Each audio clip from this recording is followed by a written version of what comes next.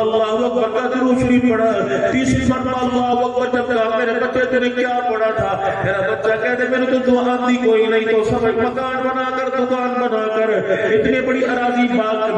آموں کے باغ بنا کر انار کے باغ بنا کر اگر تیرا بچہ تیرے سامنے جنازے کی دعا نہیں سنا سکتا تو دنیا کے اندر تو نے بڑا خسارے کا سودا کیا ہے۔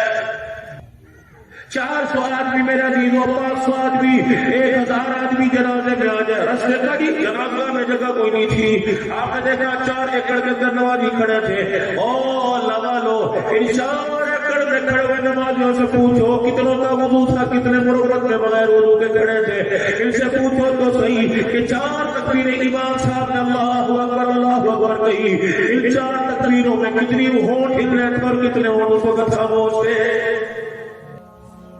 معاشرہ بے وفائی کرے گا، رشتہ دار بے وفائی کریں گے، خاندان بے وفائی کرے گا، قربا برادری بے وفائی کرے گا، مسجد کا امام بے وفائی کرے گا، جلانے والا بے وفائی کرے گا، دنیا بے وفائی کرے گی، سارے کے سارے بے وفائی کریں گے، حتیٰ کہ آپ کی بیوی بھی بے وفائی کرے گی۔ جنازہ مرنے کی دیر ہے، روح نکلنے کی دیر ہے، جان نکلنے کی دیر ہے، جب تک کام کرنے کے قابل نہیں رہوں گا، پکڑنے